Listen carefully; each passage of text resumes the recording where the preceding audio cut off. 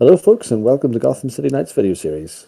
This video will be a Batman Miniatures Game 3rd Edition Battle Report. This is our third video, and if you're a returning viewer, then thank you very much. But if you're new to the videos, we're playing this on Tabletop Simulator due to the continuing restrictions of COVID-19. We here at Gotham City Knights seek to not just show you how our games play out, but we want to give you insight to our strategic and tactical thoughts throughout.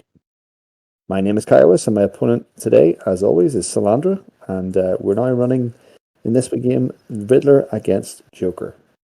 Riddler is one of the newer 3rd edition Batman Miniatures games releases, has a very interesting approach to how the game is played with him, and Joker is obviously the stalwart of the game, big star, and has a lot of fun with all of his clown henchmen.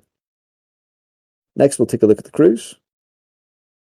First thing, we'll take a look at the Joker crew, the crew I'm running today. This is a crew I've played a couple of times before, settled into a sort of comfort zone with it. It's got the Joker from the Arkham Asylum set, which was the first release at the start of 2nd edition. It's actually translated quite well to the game. A couple of traits that are really helpful, the Protect Me being the main one. But he just brings a lot of poison through his poisonous gas as well. Then we have Harley Quinn, who is the sidekick in this crew. She is probably the fastest miniature in the crew, adds a lot of flexibility, heavy hitter, and also brings an objective card with her, which is scoreable and sort of increases the potential of the crew. Outside of that, we then have 6 henchmen. Generally speaking, the theme here is guns, and lots of guns, or ways to have access to poison and effects, ways that I can whittle down my opponent's crew and score my objective cards. I suppose the standout here is Condiment King, who is not normally affiliated with Joker because he's an unknown. But again, he brings a card with him and 2 quite useful guns with the ketchup and mustard. Now we can take a look at the crew objective deck for the Joker. So the Joker's objective deck is interesting. There's lots of fun stuff in there, a lot of it to do with the exploding teeth or poisonous fish. So it uses the suspect markers in a much different way. It also really rewards you for your own models being killed, as long as they're poisoned, or if you're killing your opponent's miniature who's poisoned. The only thing is they don't have a lot of high-scoring cards, and this is probably because they came from the start of 3rd edition, so they didn't have many 3-pointers there. So that is probably one of the reasons why I've taken Harley in the crew, why I've taken Condiment King in the crew, because they can bring me 2 3-pointer cards that I can continue to sort of push that scoring up and up in the deck. Outside of that, it's mostly all of the Joker affiliation cards, and just a couple of extras, Die Hard, Overdrive, and Feeling Weird, and valuable commodities just to keep my options open. Now we can take a look at the Riddler crew that Salandra is playing with today. First thing I have to mention is that this is not the first time we've played this matchup. We played it last weekend just to get used to the sort of mechanics that Riddler has. There's a lot of text on this Riddler's card. This is sort of the Jim Carrey Riddler from the movies in the 90s. He's got a lot of stuff to do with suspects, a lot of control of those suspects and how they all score. So he's a fun one to have. He's also got that intel support rule, which means he can't be attacked directly. Can only be removed by me removing his suspects. Then we're seeing a couple of repeats from our last video. So Catwoman, who was previously in the Batwoman crew that we had last time out, but she is here again. Again, lots of suspect manipulation, gets those cat markers out. She's able to remove other people's suspects. Lots of maneuverability as well, and as always is the case, brings a 3-point objective card with her. Same reason for Kill Him Off. He's got a radio and a lot of maneuverability, and again, a quite easy to score 3-point objective card. We do see Polka Dot Man, so maybe some people might be thinking, okay, Polka Dot Man, he's good for protecting your high cost miniatures. If you're telling me that Riddler can't be attacked, why bring Polka Dot Man? So in previous matchups with Riddler, Salandra had found that as the game went on, if she lost henchmen, then it really limited her abilities to keep churning out the suspects that I was then going to help her score points off by having to remove them. We'll talk about that during the Riddler's activations, But that was the thought, that if we could keep everyone safe with his abilities, with his dot suit, and his own ability to soak up damage and do extra efforts, then it would help out the entire crew. Other than that, you've got Echo and Query, the two female henchmen, henchwomen, I guess. Both have 3-point objective cards again, and are really, really tough whenever you take both of them together. And rounding it out is Quiz 5, is the little Riddle man, who looks like he weighs about 100 pounds when soaking wet. But he has his ability just to, again, churn out those suspects, reveal people's suspects, be a pain in the backside. So I take a look at the Riddler objective deck that was chosen by Salandra. Obviously mentioned the character cards, so they're actually packing 6 character cards in with 2 copies of the Riddler's one.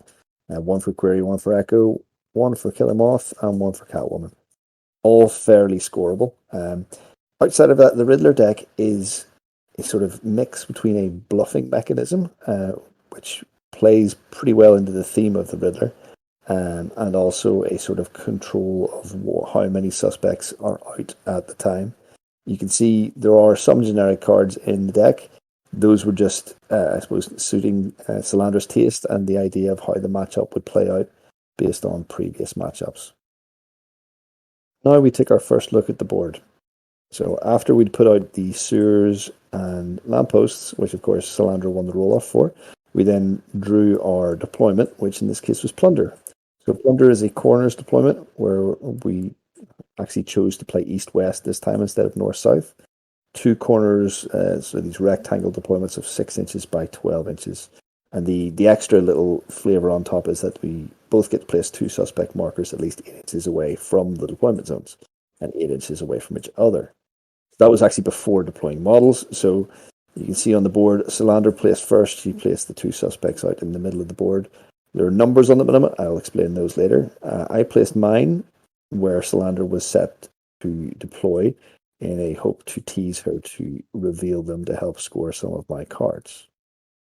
The event that we pulled out in this case was in the spotlight. So this is basically where the 1 or 2 of the lampposts actually move during the raise the plan phase, changing where in Gotham is lit up and where it might be covered by bullets in the upcoming turn. Just as a note, we actually forgot during the first turn to move these, so there wasn't much impact of it. We pretty much played around with the same 2 lampposts the entire game. So looking at deployment, Salandra deployed first on the east side, mostly around Riddler, trying to keep in that aura of Inspire. Killer Moth was towards the northeast because he has a radio, doesn't need the 8 inches of Inspire. On the other side, the purple pink Joker bunch all sort of huddled around the same corner again, all within 8 inches of Joker, looking to push forward in the turn upcoming. Is Harley hiding up in the northwest? Again, she is a free agent that doesn't gain the benefit Inspire, so I thought I would at least try and flank from the north. Now you can see our objective cards on the sides of the screen. Those are our starting hands after we mulliganed anything that we didn't like. And now we can look at what plots we chose. Plots-wise, for Joker, I went with VIP as the opening one. Basically, the Joker crew is quite slow, but is going to move en masse. So the first of my suspects will actually turn into a VIP marker, and generally I'll try and swarm that to fulfill that entire plot and get it done within a turn. On the Riddler side, again, very similar for Salandra, looking to complete it in 1 turn. The specific part of the Riddler plot here, the Riddler's ruse, is that at the end of the round, you have more suspect markers in play than the opponent. With Riddler getting a 2 suspect start due to his special equipment that he has, that should be pretty simple for Salandra. Here we are taking a look at a snapshot of the board at the end of the Take the Lead phase. The roll-off in the Take the Lead phase was won by Joker, and Joker decided to take initiative and the first activation this round. Real reason behind this, which would normally be the opposite way around, you would usually want to see what your opponent does first before you act, but in this case, I wanted to be able to move and put suspects out on the board before the Riddler was able to sort of spread his sphere of control and influence on his first activation. During this phase, Salandra was also able to play an objective card from hand, the Die Hard protection objective she played, and chose Catwoman as the target for the cards. So effectively, if Catwoman is not knocked out or casualty at the end of the round, that will score. Moving on to the raise the plan phase. So first of all, Joker's plan was very easy to raise. Because of the trickster trait and the inspire radius that he has, there was no audacities to be placed on himself or any of his henchmen. Only Harley Quinn towards the northwest, tucked in behind that building, getting one because she is not a trickster. On Riddler's side, audacity-wise, he took one himself, as did Riddleman, Query, and Catwoman. And at this point, he was able to use his level up equipment that was purchased as part of the list building. Level up equipment basically allows him to put out 2 suspects at the start of the raise the plan phase, and they have to be at least 8 inches away from each other and 4 inches away from their own deployment zone. At this point, I guess we'll mention what the numerical counters, or in this case the dice, are on top of the suspects. So this Riddler has the rule which basically means that all the suspects that his crew will place will have a numerical counter between 1 and 6 placed out on the suspects when they are put down. What that numerical counter does is interact primarily with the Riddler's deck and how those cards are scored. Some of those cards are to do with having a set of numbers out and in play at the end of the round.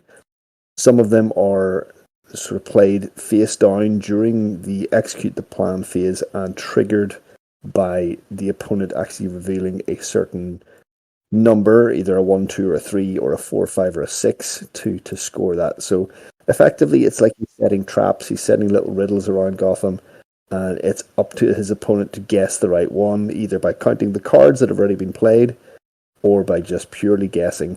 And it's how Knight have tried to bring the idea of the Riddler and his tricks to the game, and I think it's quite fun and a bit of a brain burner for both players. So at this point, I chose to activate Ace of Spades, and as soon as the words "I will activate Ace of Spades" came out of my mouth, Salander interrupted me to play a resource immediately.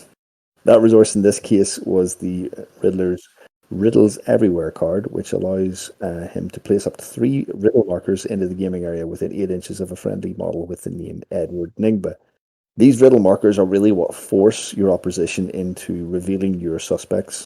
Effectively, they have a radius of 8 inches, and anything around that which wants to perform a manipulate action is forced to remove one of the Riddler suspects. Why would you want to do that, I say? Well, at this point, Salander also played a face down card, so it's basically hidden as to what that card does. So that card is face down. You only have one face down card at any time, but there are an array of different cards you can play face down, most of which are triggered off me revealing one of the suspects on her side. So if Salander can trick me into revealing the right number on top of one, or just getting bluffed into not revealing one, then she gets to flip that card up and score it. So Ace of Spades, on his actual activation, after everything was said and done with all of the interruptions, he just moved forward, took his Inspire action from Joker, and placed down a suspect. Because of my VIP plot, that suspect became the VIP, and actually no longer a suspect marker. So I'm actually 4-2 down already in suspects, and the turn has only just started. So at this point, Riddler activated on the Riddler side, and with reckless abandon, he looked to move forward through the extremely narrow alleyway. We actually looked at it a couple of times, and he actually couldn't fit his entire base width, so he couldn't stop in the middle. So Salander actually then had to apply the hacking special ability first to clear up space on the other side. So she was able to move the riddle markers you can see now into the middle of the road. Those riddle markers really putting pressure on the Joker's crew whenever he wants to actually put down any sort of suspects or manipulate anything at all. So the Riddler did that and then used the Riddle Me This resource card. That allowed the Riddler to move the VIP away from Ace of Spades. Thankfully, it only moved at 4 inches, so it was still within 4 inches of Ace of Spades, but it made it a lot easier to try and stop that plot fulfilling this turn. He then used his manipulate action to finish off his turn to place out 2 more suspects. As you can see, this time filling out the numbers on the boards all the way from 1 to 6, giving me absolutely no information whatsoever which one I should try and choose first the first time I have to reveal one. So at this point, I was already sort of feeling the pinch from the other side of the board of the areas that I could really be effective in early on without just giving points away. So the first thing I wanted to do was try and cycle through the cards in my hand and get out the cards that were going to score me points this turn. I took Joker's Biker 3, which is the one armed with some form of machete, to the edge of the building, just north of the deployment zone where we started. And with his Inspire action, allowed him his free manipulate, placed out a suspect with the it doesn't look fresh objective card, which is known in the community as the poison fish, because it allows me to place a poison fish suspect instead. Basically, if that's there at the end of the turn, I can score 2 points, and if anyone tries to remove that suspect, they actually suffer from the poison effect. At this point in the Riddler crew, Salander decided to activate Catwoman. Catwoman we saw last time out, but just to remind you, her main shtick, her main ability is around the cat markers, which give her the sort of extra range of movement and also the ability to remove suspects from far away at any point of the board. They also serve as a save point for her if she was able to ever to take damage that might kill her or knock her out. She actually just gets to ignore that attack and get placed beside the marker. So in this case, Salander wanted to get her activated now to get one of those cat markers out before she's full up on suspect markers on the board.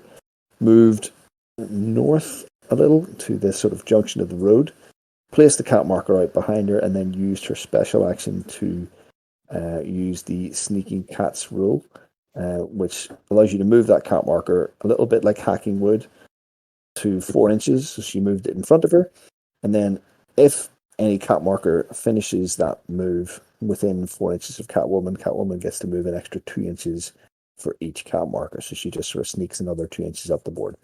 You can see here now, this is the first suspect that Salander has doubled up on a number counter on, because the cat marker is also a suspect marker.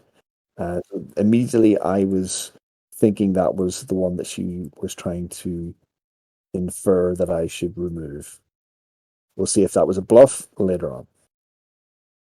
Joker's crew just continued their sort of slow march down this main alleyway.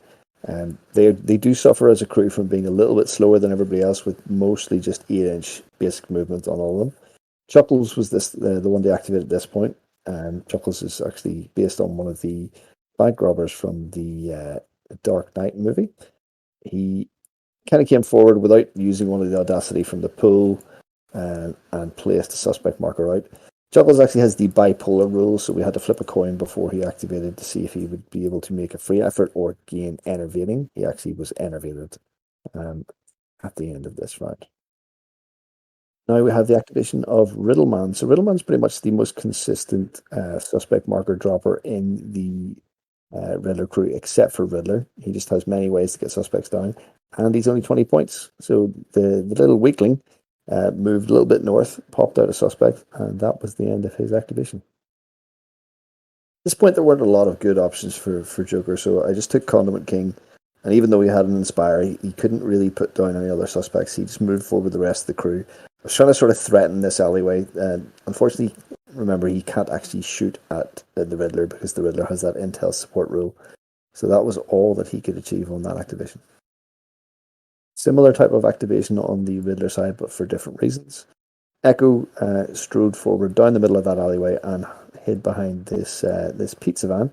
Echo is a fairly good beater in this list, especially whenever a query is also on the board. She also has the ability to stop people removing suspects if she's close enough to them. Salandra, in this case, was looking to keep her out of the line of sight for any potential shooting, but also in range of being able to take someone out early next turn if needs be. So at this point, I had just noticed that the one real big gun in Salandra's list had still not activated and was sitting down that alleyway with Audacity. And I didn't really want to put any more people in and around the alleyway that I had been coming up until she had moved away, because she uses a template weapon. So I chose to activate Harley Quinn on the north end of the board. I thought as I mentioned earlier, I had got some inside information as to how Salandra was trying to sort of seed the board with the types of numbers on the counters. So she had more fours out first. So I thought, you know what, let's go and remove something which is not a not a high number. So I moved Hardy up and actually was able to use the resource card, let them in on the joke to reduce the counter from a 4 to a 3, thinking that that was the smartest thing I could do. Then I removed the counter, and at that point triggered Solange's trap because she had bluffed all the way through. And as she flipped over the face down card, which in this case was Riddle Me That. So when that was flipped, if the next suspect revealed by an enemy model, and in this case Harley Quinn, has a numeric counter with a value of 1, 2, or 3, score this card. So foolish little me, I changed the situation, which would have been perfectly fine, into one which scored Salandra 3 points. Also, because of the Riddler's special rules, anytime I reveal a suspect, I become slowed by 2 inches, so Harley's next movement would be 2 inches less. However, because I revealed the suspect of the enemies, I was able to score so long it's been a gas, which whenever I removed one of Salandra's models, or one of Salandra's suspects, it meant that I could place out one of my own beside one of my miniatures. So I chose Harley because there wasn't really anyone else in a position for me to place a suspect out. Unfortunately, the chosen model also gets enervating too, which is kind of dangerous on Harley, but I thought I needed to take a risk at this point of the turn. After getting a quick and cheap 3 points out of me, a very silly decision, Salandra also took this opportunity at the end of Harley's turn to place another face down card that I couldn't tell and hopefully would not pick the wrong number. Killer Moth was next to activate for the Riddler crew. Killer Moth didn't have Audacity, but he did have that radio, meaning that he gets that Inspire no matter how far away from Riddler he is on the board. So he moved around the back of this church to beside where the suspect I had placed under the plunder rules in the deployment zone at the start of the game, and used his free manipulate to remove that suspect, scoring the easy riddle card, which is the face down card that Salandra had placed at the end of my turn. So this one is basically after this card is played, if you reveal an enemy suspect marker before an enemy model reveals one of yours, score this card. She then took that opportunity to pop down another objective card face down, and also played a free resource, putting the overdrive free venom dose out on the board. I was also able to score an objective card off that removal of a suspect by first using the so long it's been a gas resource card to place a gas canister out beside that suspect before it's removed.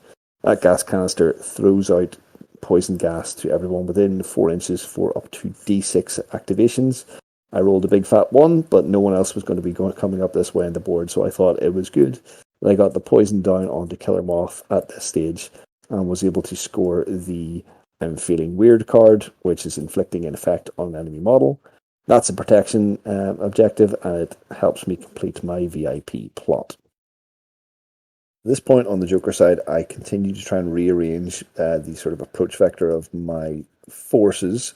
I thought for a very long time about taking Joker's Biker 1, which is the one with the very nasty 2 blood, 4 rate of fire weapon. I imagine taking him down to just in front of the pizza van and placing a suspect down near Echo. But there were a couple of reasons that I didn't want to do that in the end, because the riddle marker was right there, which was going to force me to potentially help Salandra score more points.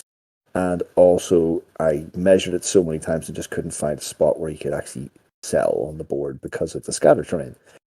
So instead, I took the next option, which was just literally to run behind these set of pipes and just place out a suspect with. I used my Audacity for this, but I mean, it was only because there were only 3 activations left, so it was kind of wasteful, but that's where we are. This turn really started off with a bang with all of the action early on and sort of petered out. A lot of activations just moving and just maintaining position for next turn. And Polka Dot Man's activation was exactly that, moving up the alleyway just behind the Riddler. Not so much to protect the Riddler as we spoke about in the crew review, but more about protecting Echo with his aura And again, setting up his weapon for potentially throwing discs at the Joker henchman next turn. At this point, I thought I would try and spice it up, and I grabbed Joker to activate along with one of the Audacity counters that were left. I moved him just where you can see him. He should be within 8 inches of all of his henchmen around him, including the 2 bikers and Rasta at the back, as well as the guys in front of him. I then used the Joker's gas trait, which basically affects everyone that he can see within 4 inches, except for himself. It passes the poison and enervating 1 effects to these miniatures. And you might think, why am I doing that to my own miniatures? Why am I hurting myself? Well, there's so many plot cards and objective cards in the Joker side that are dependent on miniatures being removed from the board by the poison effect, or while suffering the poison effect, or just the amount of effects out on the board. And it's actually not important if it's my opponent's miniatures or my own miniatures that are suffering that effect. So I'm basically setting it up so if I do lose any of these guys, I can actually score points off it. I then thought, you know what, I still have my tactical action left, and I can't actually place any suspect markers out. I just don't have the room. So I looked across the street, and there's Echo hiding behind the pizza van. So I aimed my remote control exploding teeth at her. Now, Joker shouldn't be able to see her because of the intervening terrain, but he has the total vision trait, which allows him to see through any intervening terrain. And the remote control teeth mean they can zigzag around those terrain, meaning you don't have any effective cover. Unfortunately, I'd already moved this turn, obviously, as we said, and that reduced the normal template rule of ranged weapons to just an attack dice instead of the firearm dice, which meant that Echo didn't actually need to acrobat out of getting any more damage, nor did Polka Dot Man need to use his ability because it couldn't be reduced any further as per the template rules. I then rolled and summarily missed, so there was no damage at all to the Riddler side. At this point, Salandra surveyed the board and decided that she would take a pass. That was a pass that she got for having a smaller crew count at the start of the round.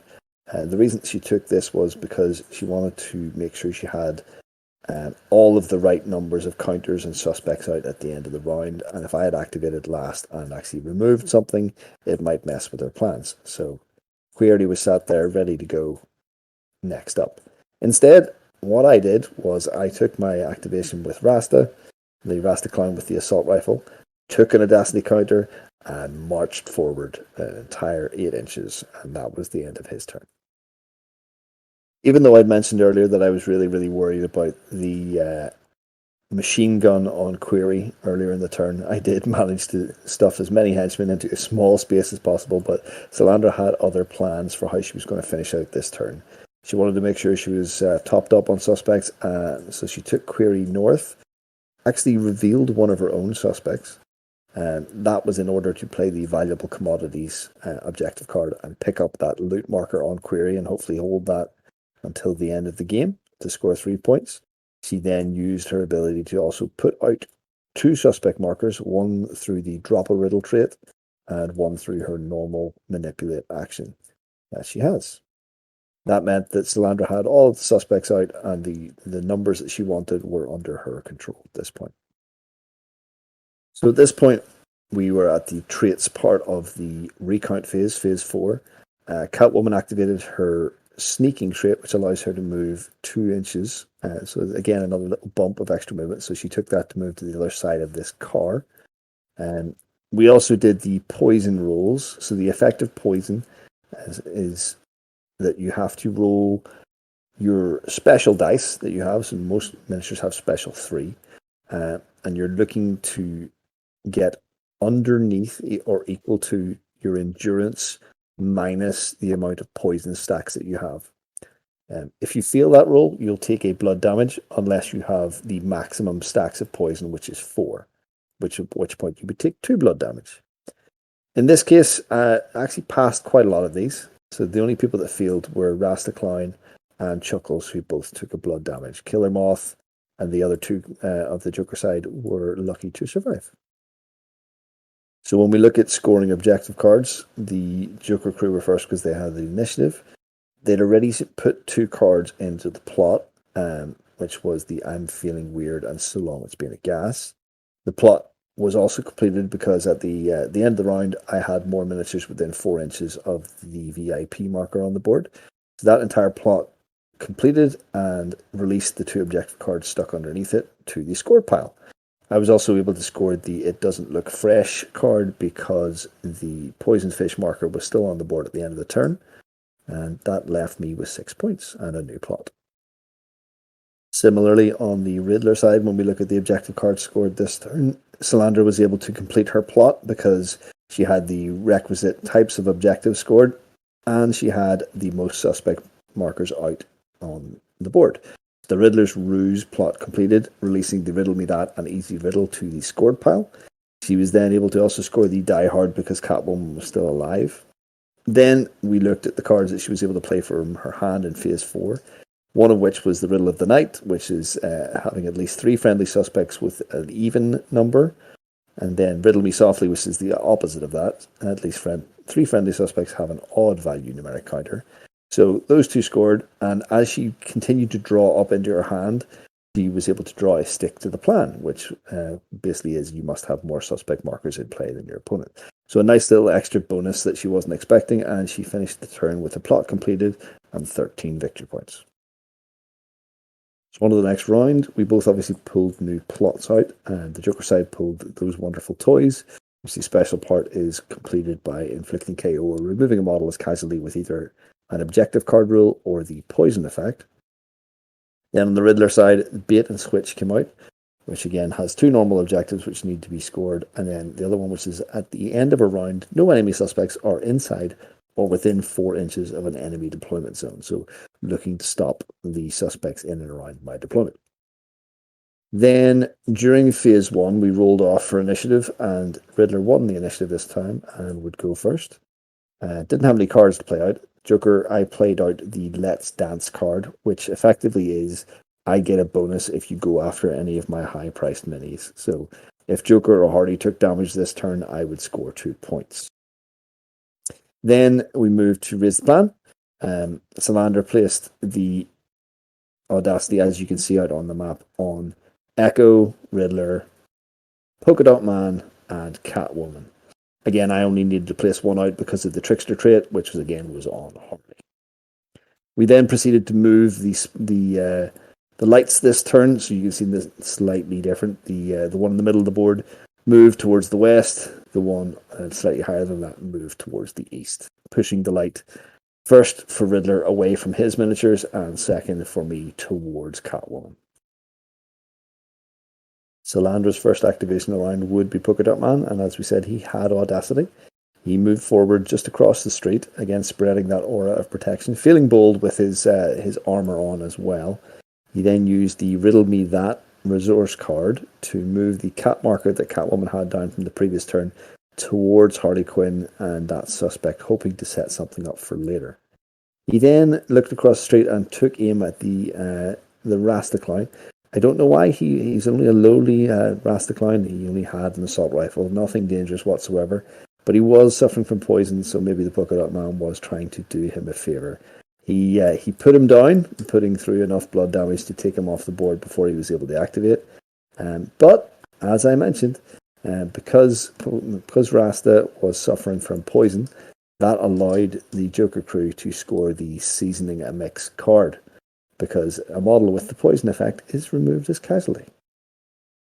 So at this point, I was really mourning the loss of Rasta Clown, and it had me immediately grabbing for an Audacity counter and activating Chuckles, who was originally facing off against Polka Dot Man without any intervening terrain. So he raised his little weapon and fired off his 4 rate of fire 2 blood gun at Polka Dot Man. But because of Polka Dot Man's armor and his abilities, he was able to effort away most of the damage, only taking 2 blood damage and that 3 stun for the efforts.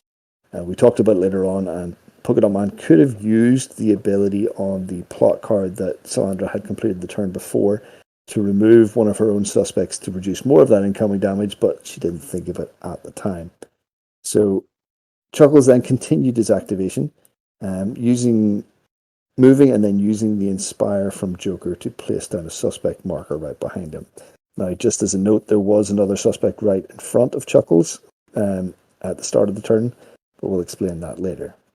So placing that suspect down with a manipulate was within 8 inches of one of the riddle markers.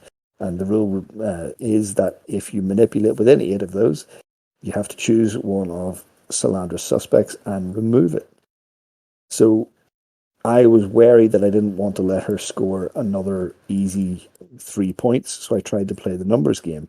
Having looked at the board state and also the cards that she'd already used as resources or scored in her scored pile, I ascertained that the Riddle Me That card, which is the one that scores on if a 1, 2, or 3 is revealed, had already had 2 copies out. So I thought, there's only 3 copies in the deck. What are the chances in a 26 card deck that she has another one face down? Unfortunately, that was the exact case, and immediately that was scored. At the same time, because that was scored and I revealed the suspect marker, I was able to play So Long It's Been a Gas. So Long It's Been a Gas, you saw it before. Basically, because I revealed one of her suspect markers, I was able to score and place a suspect marker beside one of my folks. Unfortunately, there wasn't a legal placement, so that didn't actually happen. But because the manipulate happened within the 8 of the riddle marker, we had to remove that riddle marker as well. You'd think that was a very long turn, but we're actually only about halfway through. Chuckles actually has a backpack as well as part of his traits on his card. And at this point, Salandra had not replaced the objective card, the face down objective card, because it seems that she didn't have any more in her hand. So that was maybe fair game for me to remove another suspect marker. So Chuckles used his backpack to reveal the suspect marker that was right beside him, the number 6 previously. And lo and behold, Salandra played from her hand the Echo and Query Echo character card, which is the opponent reveals one of your suspects that is within 2 inches of an enemy suspect. So that was another 3 points tucked under her plot, and potentially 6 points there for later. Now, again, that was another manipulate action within 8 inches of another riddle marker.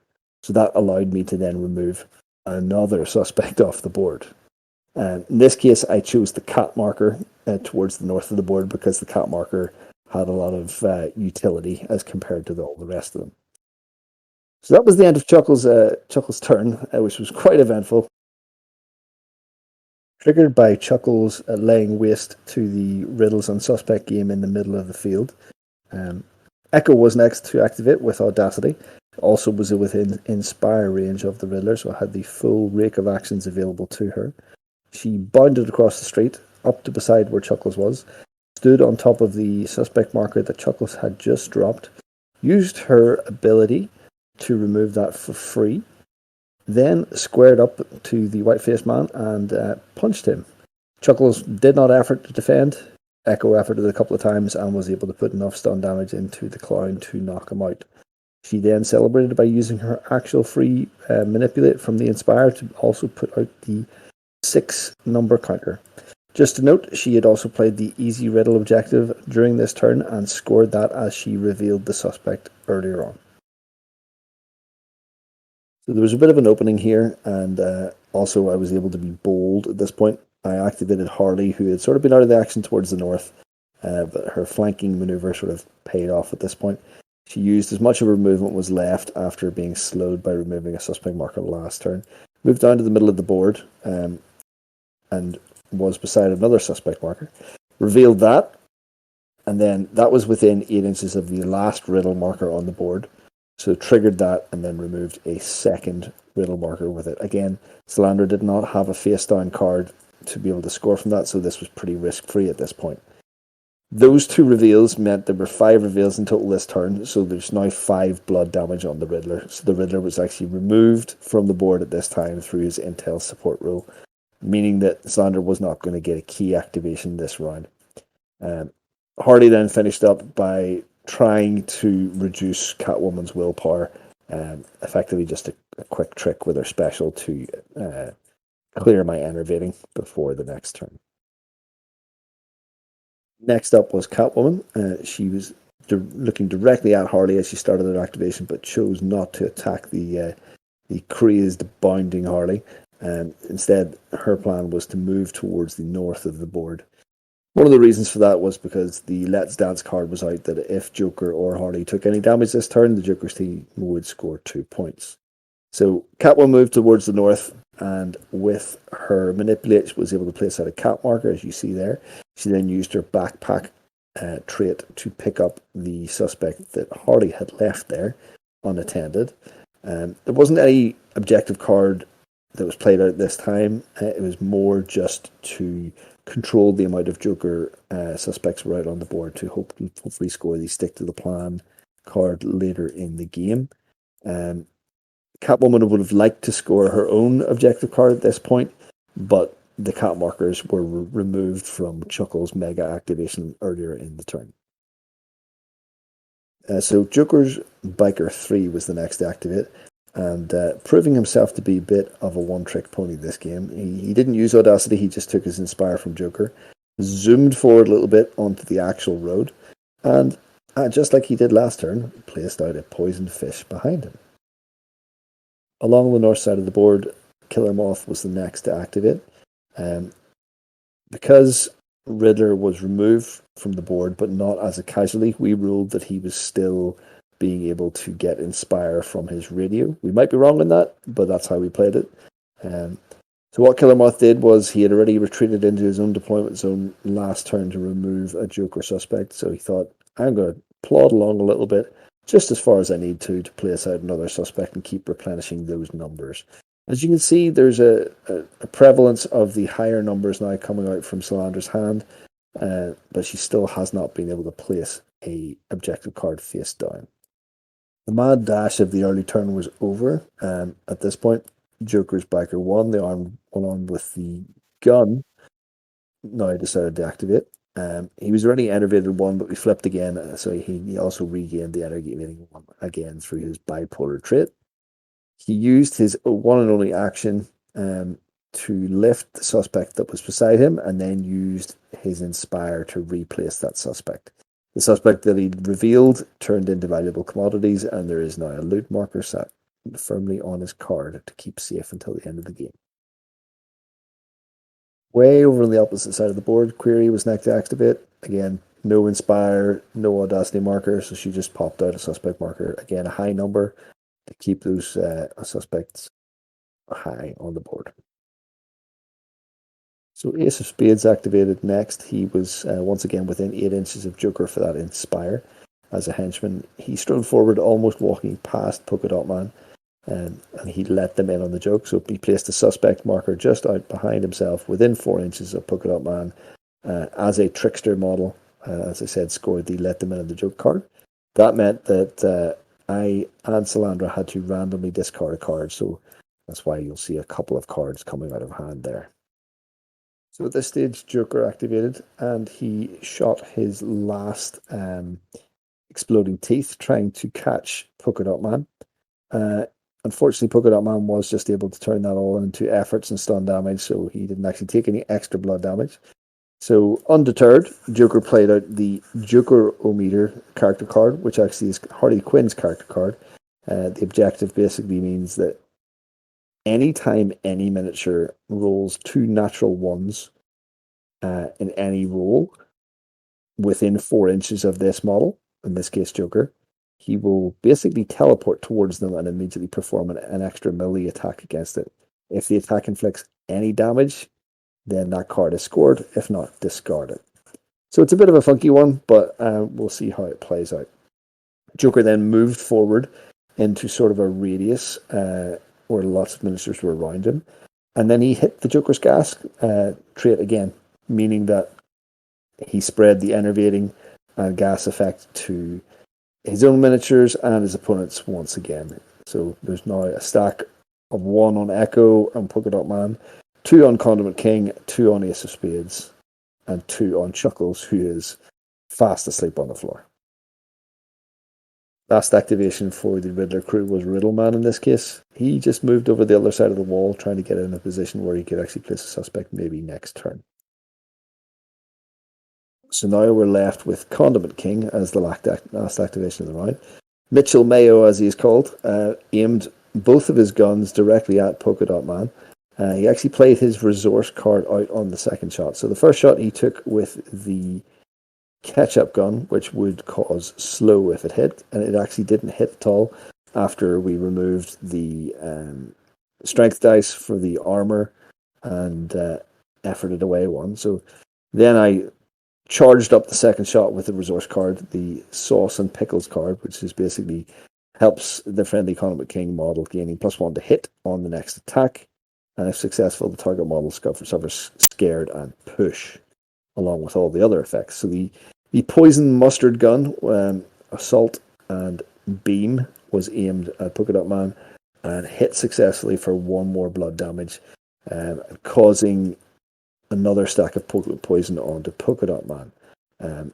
Also, the anaphylactic shock ability on Conor McKing triggered, which is when this model deals any damage to enemy models, the target suffers the enervating effect up to the amount where the number of objective cards played from the opponent's hand this round, up to 3. So, because Solana had played objective cards, enough objective cards from his hand, it meant that the next time Polka Dot Man went to effort, he wouldn't actually be able to effort as much. Conor McKing then moved forward and used the Inspire from Joker to place out a suspect marker just in front of him, as you see there. That was actually a teeth marker from the Bite the Dust card. This is the first time we've seen it this game. But it basically creates a countdown on a suspect marker, which will move around at the end of every activation towards the model who just finished activating. After the activation, once the counter counts down to 0, it will explode and use the explosive template to hit everyone underneath it. If it hits anyone at all, be it friend or foe, it'll score points for the Joker crew. So the amount of turns it lasts is a d6 roll. In this case, I've rolled a 4. So here we are now in the recount phase. So during the traits part of the recount phase, Catwoman uses her sneaking trait to sort of gain some ground and come south again on the other side of the car at the north. And Polka Dot Man, who was very close to death, decided to use his auto repair trait. Unfortunately, he failed it and wasn't able to recover any more damage.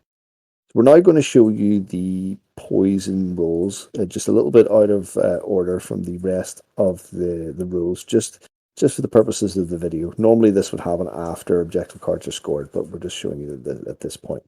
So I believe Killer Moth at the north end of the board was to take damage from the poison. Conor McKing took a damage from the poison. Polka Dot Man unfortunately succumbed to the poison. She couldn't resist, and that actually completed the plot that I had out, which was to inflict KO or remove a model as casualty with either an objective card rule or the poison effect. Then Ace of Spades rolled for his, and he rolled a 1, a 1, and a 6. Now that means that he passed his poison test, but it also triggered the Jokerometer card. Mr. Joker, who was only 4 inches away, didn't like that very much, and he teleports over immediately and attacks his own miniature based on him coughing and passing his poison roll. So Joker actually efforted once as part of this attack to make sure that he got damage in, and he needed it because he only caused 1 damage after Ace of Spades actually put up a good fight to protect himself. But the Jokerometer card scored, and I might have sat and laughed for at least 3 minutes as this happened. We then rolled for Echo's poison damage, and she actually failed her poison roll as well. And under the rules of the newly completed plot, I was able to actually cause her 2 damage as per that poison roll instead of 1. Here we are looking at what was scored this turn for the Riddler crew. So we saw earlier on the easy riddle card scored. Salander was also able to score the riddle of the night card in phase 4. Also, she has 6 points stuck under her plot at the minute. The plot has not been completed because there is a lonely suspect within 4 inches of one of my deployment zones, which is mine, keeping that from scoring. And that was something I was trying to keep a hold of the rest of the game, to try and keep that away from being scored. We will mention at this point that one of the objective cards under the plot during our playthrough was the wrong type. You can see the Echo Inquiry card is a violence card, not a menace objective. That was just a mistake on our point. It actually turned out not mattering as as we figured out the next menace card scored was also worth 3 points, so it didn't affect the final score or any progress throughout the game. So now we can take a look at what the Joker crew was able to score this turn. Clawing their way back into the game, they obviously scored the Doesn't Look Fresh Fish, which was still on the board at the end of the round. During the round, they had scored the Seasoning the Mix from the loss of Ras Decline. So long it's been a gas on Chuckle's mega activation, and they let them in on the joke that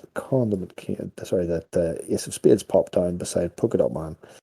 Speaking of Polka Dot Man, it was his demise that actually completed the plot, those wonderful toys, because I had to inflict KO or remove a model as casualty with either an objective card or the poison rule.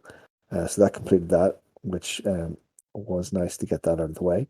And then, of course, the biggest laugh of the game, the Jokerometer, where Joker was so annoyed at one of his own miniatures passing their own endurance roll that he decided to run over and stab them for 1 single damage and 3 points.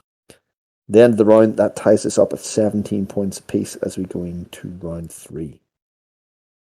So now we're looking at a snapshot of the board at the end of the Raise the Plant phase. Let me just take you through what happened during the Take the Lead phase.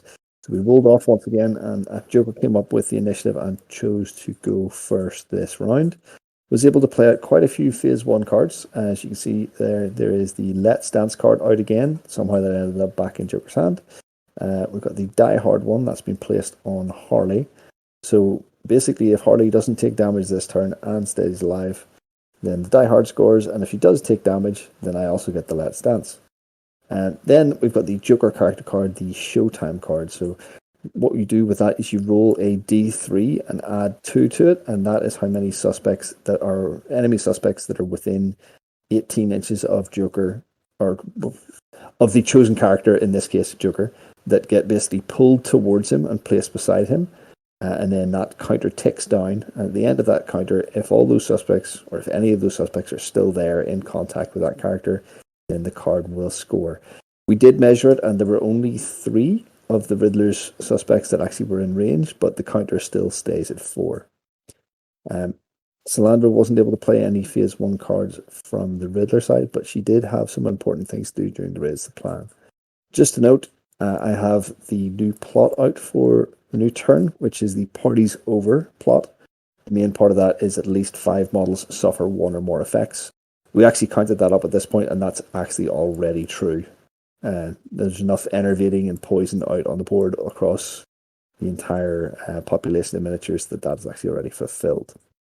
So, as I said, moving on to the Raise the Plan phase, Joker obviously just once again had to put that 1 audacity down the board for Harley Quinn. On the Riddler side, due to the Intel support rule, Riddler was removed last turn in turn 2. Now, he can return to the board any spot on the board at all, but it costs his crew an audacity marker for the turn to do so. So Riddler only actually had 3 audacity markers on his side, taking 1 himself and giving 1 to Echo and Catwoman. So you'll see that Riddler is redeployed on the western side of the board, right beside the Joker's Biker 1. The reason for that is he's standing directly on top of one of the Joker's suspects. This is the one suspect that actually prevented the plot of the Riddler fulfilling last turn. That is hiding 6 points behind it currently. And if the Riddler can manage that situation and sort of start attacking suspects from this direction, they might be able to move on and progress and get those 6 points out from underneath it. So now we move on to the Execute the Plan phase. Just to mention that we did move the lampposts in the Raise the Plan phase. They didn't move very much, sort of 1 inch north for the one in the middle and 1 inch west for the one towards the T-junction. So before I actually activated Harley, Salandra interrupted with a resource card and a face down objective card. So she played the face down objective card. It was one of those hidden ones for Riddler, but then you also played the Riddles Everywhere resource, which allowed her to get back out the full complement of 3 riddle markers within 8 inches of the Riddler, sort of re-establishing that sort of protective front of the riddle markers. So then when I was actually allowed to activate Harley, I bounded all the way across the board to find Query on the edge of the road. Query had the valuable commodities loot on her card, and I was trying to sort of take her off the board and really contest those 3 points early on in the turn. However, unfortunately, after all was said and done, Harley only managed to do one hit to Query after efforts and defense rolls, and so Query was left with 3 stun. Harley also had 3 stun from all the efforts that she had put in, so it was a fairly disappointing start to the round. Immediately in a reaction to that sort of threat on Query and the valuable commodities loot, Query activates next. Doesn't have an Audacity, doesn't have Inspire, but Solandra just moved her towards Riddleman on the other side of that wall, looking to sort of create a position whereby even if Query was to get removed from the board, that she could put the loot in a position which would be hard for me to pick up, and that there would be a couple of her own miniatures that could get it before I could. So now at this point, the Showtime and Teeth marker countdowns had gotten to 2, and Condiment King would activate, which would then bring them both down to 1. So I thought the Showtime would probably score because no one was really going to threaten 3 suspects. And I thought I needed to get to a position where the Teeth would be dragged towards an area of miniatures and make it fairly likely that it'll score. So I decided to activate Condiment King next with an Audacity marker from the Trickster pool. He had one round in both of his guns left, so he aimed at Echo, and even though Echo was able to acrobat out of the way of some of it, the hits went through and he ended up doing 2 blood on 2 Echo, causing a good bit of enervating in the process. He then moved forward and around the other side of Echo and placed down a suspect which was at the time more than 4 inches away from the Teeth. He was able to then score the Let Them In on the Joke card. And at the end of his activation, the Teeth obviously got dragged towards himself, Chuckles, and Echo. Coming back to the board this turn, Enigma, or the Riddler, was next to activate on the green side. So at this point, there were a couple of tricksy things that he needed to do. So he actually moved away from the biker where he had set up on the board to where you see him now, and then activated his hacking trait. So first thing he hacked was the poisoned fish that was previously placed by the biker 3 to closer to Catwoman to set something up for later on. And then again, looking to score the plot that was keeping 6 points from going into the scored pile, instead of removing the suspect that was beside the Joker's biker 1, Riddler hacked it to a point where it wasn't within 4 inches of either deployment zone, and it also basically stopped the Joker's biker 1 placing down a new suspect because he would be too close to it. So it was a kind of a different approach to the turn, but I think it's one that put E under a bit of pressure to find a different way to stop that plot from scoring. Just a note, at the end of Riddler's activation, the Teeth blew up, damaging both Condiment King and Chuckles, scoring 2 points, and also Showtime finally ticked down to 0. And since Joker was still beside at least one of those suspects, those points also scored.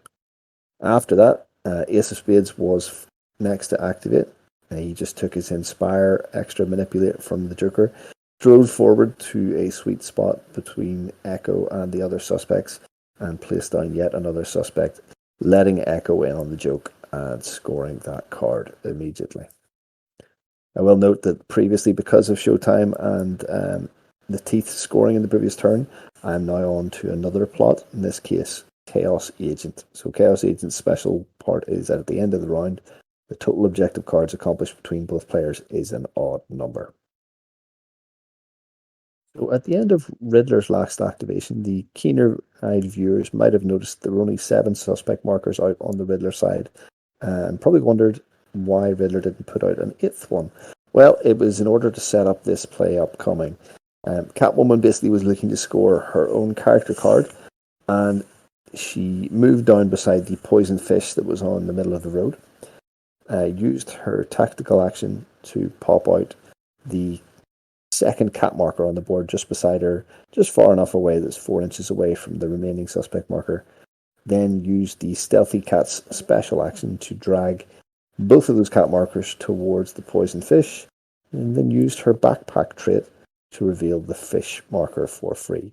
That scored her her character card, which is worth 3 points. It did give her the poison effect, and it also allowed the Joker side to score so long it's been a gas, which the effect in this case was to choose Riddler to pop out another suspect marker. After surviving a face-to-face stare-down with Riddler earlier in the turn, Joker's biker 1, the one with the mini SMG, decided to run away effectively this turn. He has the valuable commodities loot on his character card, and he didn't want to give that up at any clip.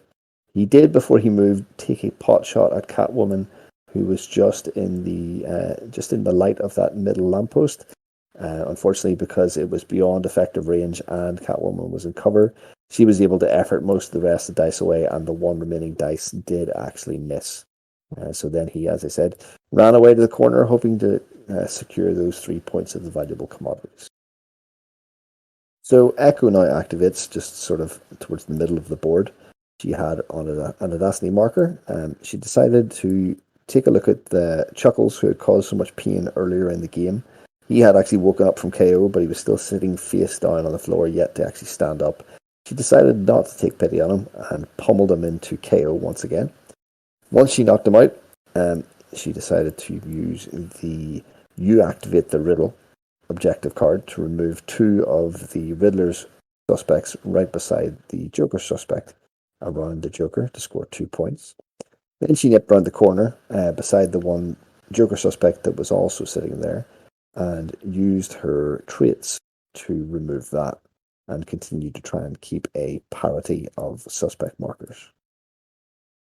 I don't know if Joker was annoyed by the fact that Chuckles had been knocked out again, but he decided to activate next and take it all out on Echo. He moved around the corner to where you see where he is, used his Joker's gas to put another stack of poison onto Echo, and then used the free special action gifted to him by the Parties Over plot card to perform the one-shot gun, taking aim at Echo, trying to remove her from the board. She did acrobat once to reduce that strength dice on the one-shot gun just to an attack dice, but unfortunately Joker did not hit, and Echo was left alive. At that point, he then decided to use his tactical action to pop down a fish suspect marker. Because that manipulate action was within 8 inches of one of the riddle markers, that then triggered a removal of another suspect. I chose the one that was on the east of the board beside Hardy, which was a number 4, and unfortunately, Salandra had a card matching that face down, waiting to score the Riddle Me This card, scoring her another 3 points. She then was able to place another face down card immediately, setting up another potential score. Just a note, actually, before we move on, that one suspect that the Joker did place out was within 4 inches of my deployment zone, which should continue to block the plot that Salandra is trying to release those 6 points from. Next up was Riddleman, who again did not have an Inspire and did not have an Audacity marker, so he just tried to get back into the action, tried to get back close to Riddler, moved over the road and in behind this sort of wooden fence.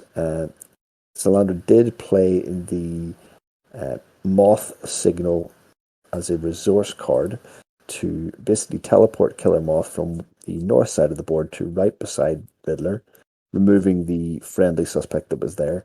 Again, that's setting up the ability to sort of contest and try and release this plot, which seemed to be so integral to the outcome of the game at this point. Last activation on the Joker side was the Machete Biker. He didn't have any Inspire or any Audacity, so he just used his one action as a manipulate action to place out a Bite the Dust suspect, the Teeth suspect. He rolled a 1 on the d6, so that's how many activations it would last, so hopefully it would score very quickly. One thing we did note that we didn't actually remember at the time, now that we're reviewing it, is that this would have been within 8 inches of at least one of the riddle markers out on the board that would have forced a removal of one of Salandra's suspects. Neither of us noticed this at the time, but just as an FYI, that should have happened. After recently having teleported most of the way across the board, Killer Moth was the last person to activate this round. He didn't have any audacity, but of course he has his radio and also was within 8 inches of Riddler anyway, so he did have his free inspire. What he did first was popped out a number 5 friendly suspect right beside himself, and then revealed the fish suspect, the poison fish suspect that was beside the Riddler. That allowed him to immediately score the Query and Echo Query character card, which is 3 points, and it's scored if you reveal one of your opponent's suspects that is within 2 inches of a friendly suspect. Zalandra then also cycled through an overdrive resource card, putting another Venom Dose out onto the board. Quickly just running through traits in the recount phase here, as we have done before. Catwoman sneaked up just outside of base-to-base contact of Joker Spiker 3, remembering that she has a weapon with reach. We then did the poison rolls. Basically, Condiment King and Chuckles both took a damage. Echo unfortunately succumbed to the poison and died. And then Killer Moth also failed his poison. Joker then used his special ability as per one of the plot cards to double that, so that the Killer Moth is now on half health on 3 damage. Catwoman passed her poison rolls, and that was it for both crews. At the end of the round, Harley Quinn was still alive, so Die Hard was able to score for the Joker crew. We already also saw Showtime score throughout the turn, along with 2 Bite the Dust, Exploding Teeths. I let them in on the joke. So long as it's been a gas, and it doesn't look fresh, Poison Fish was still on the board. That also finished off all of the Joker's plots. The Chaos Agent was the last one, which the special line was at the end of the round. The total amount of objective cards accomplished between both players is an odd number, and it did indeed total up to that. So even with only 3 Audacity markers on the board this round because of the return of the Riddler, Zalandra was still able to score a good amount of points this turn. The Catwoman and Query character cards netting 3 points each. The sneaky face down Riddle Me This, scoring another 3. You activate the riddle that we saw earlier that Echo scored before she passed away. And then at the end of the round, the Riddle Me Softly card, which scores during phase 4 if at least 3 friendly suspects have an odd number value. So as we move into round 4, the final round of the game, it's fairly close on points. It's 34-30 in Joker's favour. 6 points still hidden behind Zalandra's plot, just kept by that fish suspect that Joker placed at the end of last round. So that's sort of what almost became the focus of this round, was to try and either keep that plot from scoring or to let that plot score. In terms of phase 1, the initiative was won by Joker, and audacity-wise, Joker just placed out his 1 normally on Harley, and then on the Riddler side, Killer Moth, Riddler himself, Catwoman, and meek old Riddleman in the middle of the board were the recipients. It had actually been a very long game with a lot of brain thinking all the way throughout. So I probably made a mistake in the order that I activated, but I think Zalandra also did the same, as we've admitted to each other at a later time. So thinking primarily of the valuable commodities that I had on the biker towards the south, I decided to defend that as best possible, running around the side of the building. Then I sort of got greedy, thinking, okay, if I can pop another suspect out here that Zalandra has no chance to remove, I can keep her plot from scoring. Then I looked at my hand and thought, I could turn that into a teeth marker, which I did. Then only after that did I remember that those teeth would obviously remove from the board at some stage during the turn, and would not stop Zalandra from scoring her plot. I did roll a big dirty 6, so that those teeth were going to stick around for a long time, but probably not long enough to stop the plot from scoring. At this point, Zalandra would probably also admit that she activated the wrong model, hastily trying to sort of secure that plot, probably too early in the turn. She took Riddler with his audacity, moved him forward to where you see him now, used Riddler's hacking special ability to move the fish that was right beside Joker to just the other side of him, just out of base-to-base contact, so it's no longer within 4 inches of my deployment zone.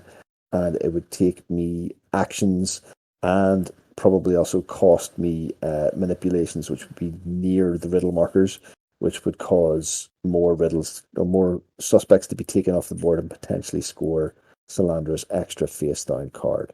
She then used Riddler's tactical action to manipulate and place two suspects. Those suspects were then immediately removed to score the you activate the riddle card, because they were within 6 inches of the same enemy model. At this point, I got back on track with what I probably should have done first and activated Harley Quinn.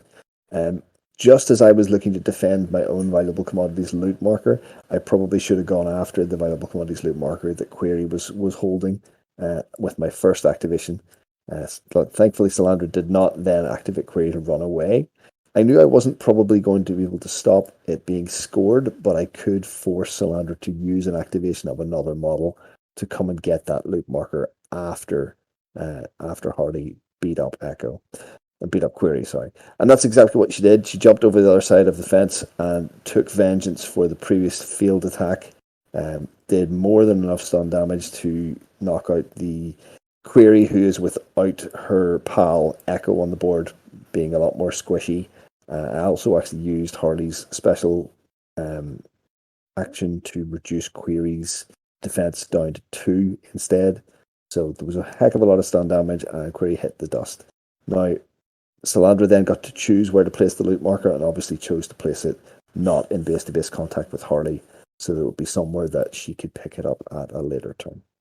So, immediately triggered by the fact that there was actually loot on the ground, Catwoman sniffed out the money and decided it was her turn to activate. She decided to first take the whip to the biker in front of her with her reach ability. Didn't have to be in base-to-base contact. Unfortunately, she efforted 3 times, but only actually achieved 2 hits on the biker, who defended himself well. Although that wasn't really the main reason of the activation, Catwoman did want to shut down the biker so the biker couldn't really take a revenge attack to try and shake loose the loot on a later activation. Catwoman then used her full movement to bound across the wall and pick up that loot, ending just behind the comatose body of Query.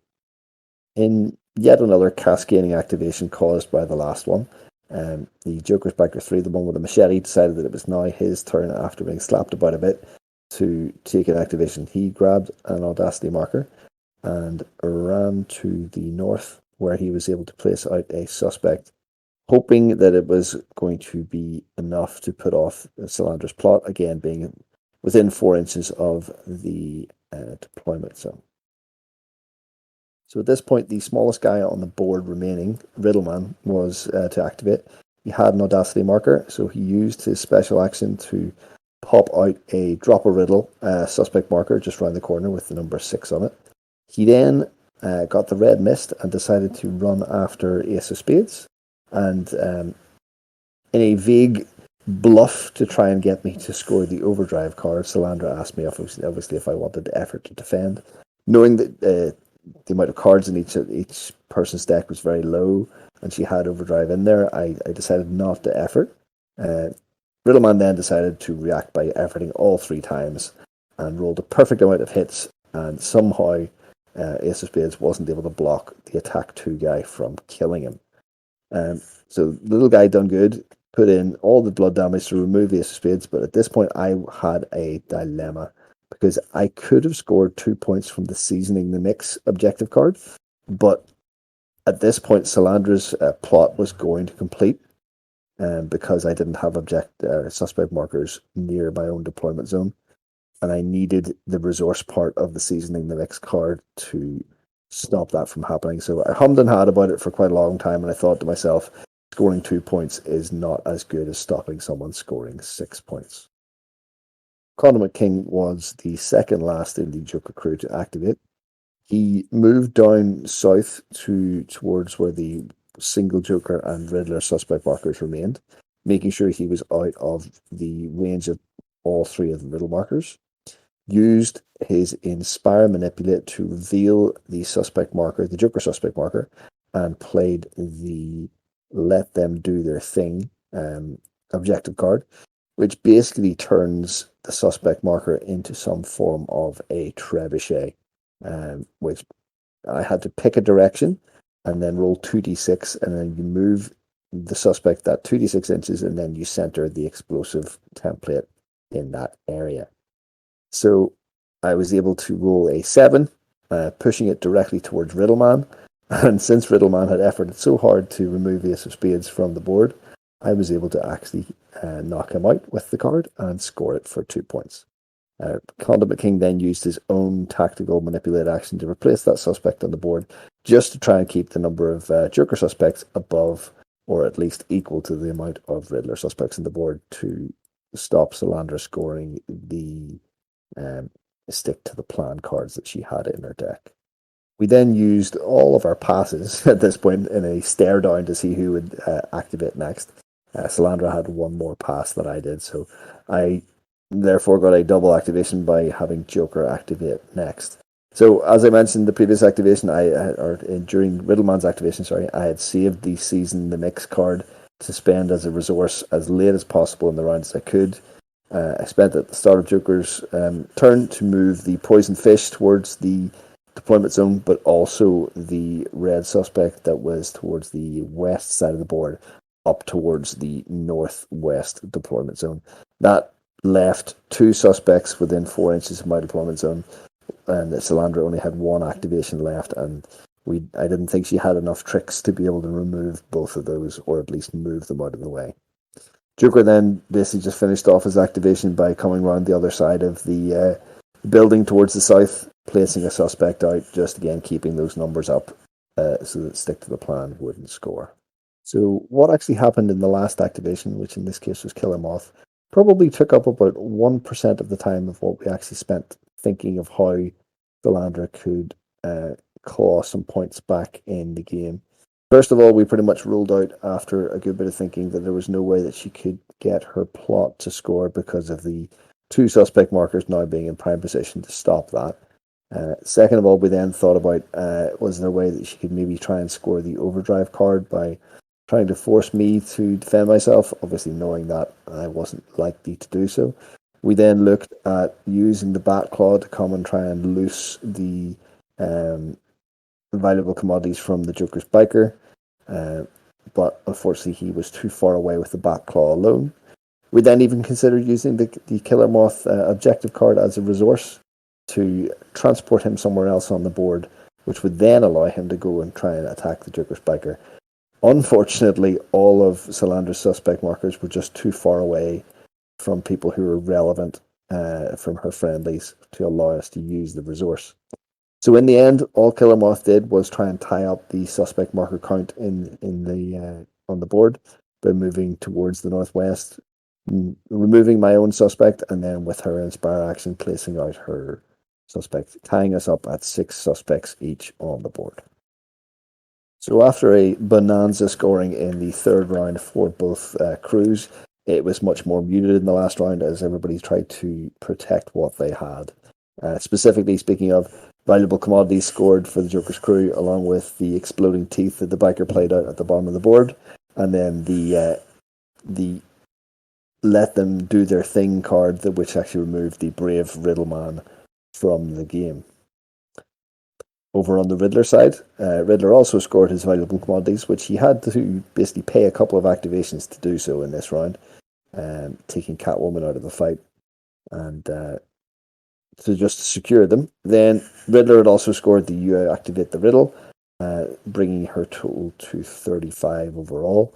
We then discussed, as we said, that there probably should have been an extra Riddle Me This scored during the game, which would have brought her to 38 in comparison to the Joker's 41. So that's slight misplay during the playthrough, but that's what the final score was, 41 Joker to 38 Riddler. So overall, this was a very interesting game for both Salandra and I. It took a very long time to play through. Even as this was our third time playing with the Riddler, we were still reviewing rules, making sure we were getting the way things were played correctly. The Riddle markers obviously add a very fun twist to how the Riddler can force you to fall prey to his riddles, to his tricks, to score those face down cards. It's probably the closest way they can get to making a game mechanic out of the Riddler, putting down, creating riddles and puzzles across Gotham, and infuriating his opponents as they maybe trigger the wrong trap, open the wrong thing, score him points, that sort of thing. The Joker on the other side, again, everything in that deck has an element of fun to it. I mean, it's using suspect markers in a very unique way as effectively some form of ammunition or some form of catapult of suspect markers to cause damage. You can score points off your own miniatures dying. It takes the negative effect, the negative feeling of losing miniatures from a game like this out of it, because you know what? They're all fodder to Joker. Basically, he's here just to win, and everyone that comes with him, well, they're just tools in his plan. This game specifically came down to, as you saw, a push and pull in that bottom left-hand corner of Solandra's plot, the bait and switch plot, which held back 6 points from being scored from her final total. Those would have actually pushed her over the top and actually won the game, but obviously we both used a lot of activations to either try to fulfill it or try to stop it, so obviously things would have gone differently if that wouldn't have been the case. One thing I actually remembered right at the end of the game is I had played all 4 turns with the Arkham Asylum Joker and not actually used the luck trait that he has that would have actually probably helped him re-roll a few of those things. That he missed every shot that he made this game, so I'm sure I will learn from that in the future. On the Riddler side, I believe Solandra had looked a couple of times at the extra rules like the Conundrum Champion and the extra pieces about the Wizard of Quiz and the Quiz Master, where you can sort of manipulate my deck and her own deck, but no occasions really came up where she felt that it was actually going to be worthwhile to use those. Those abilities basically allow you to seed your own deck, to pull objectives into your hand once you score one, and vice versa. Sort of take a look at your opponent's deck and start putting things on the bottom of it if you don't like what they're going to draw next. All in all, it was a very fun game. The crews that we used are ones that we're getting used to, but we very much enjoyed it.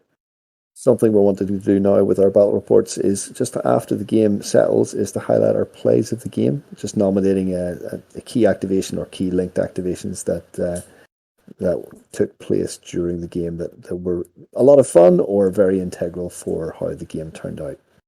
For me, in round 2, it was the activation of Chuckles, who was avenging the death of Ras the Clown, popping a couple of bullets into Polka Dot Man, removing suspects, removing riddle markers left, right, and centre, causing all sorts of havoc to Solandra's plan, causing 3 blood damage to Riddler in the meantime.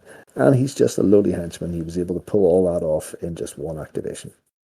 For Solandra, she chose the linked activations of Riddler and Catwoman in the 3rd round. So Riddler had just returned to the board and moved to start hacking suspect markers about, try and create a sort of space where Catwoman could then, on the next activation, come up the board, pop down another cat marker, move the cats all towards herself with her stealthy cats, and score her own character card.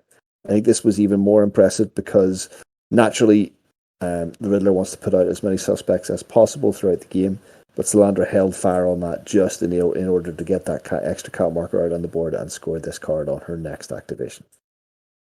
So folks, that brings our video to an end. I hope you enjoyed this playthrough. This is obviously our 3rd video, and you can always go and check out our other 2 videos to see another 2 awesome battle reports that we've already done. Also, we'll be looking to keep a release schedule of at least 1 every 2 weeks, so keep an eye out. Like the video if you liked it, subscribe to our channel if you want those notifications to see whenever our next ones come up. At some point in the future, we will look to get an in-person game whenever COVID-19 restrictions actually reduce a little bit in the UK. Solandra and I are quickly painting up some scenery, try and get that done and set up a rig so that we can actually give you real painted miniatures on a board. As always, thank you for watching. Big thank you to Solandra for doing all the recording and all the sound work behind the scenes, and hopefully we'll see you next time on Gotham City Nights.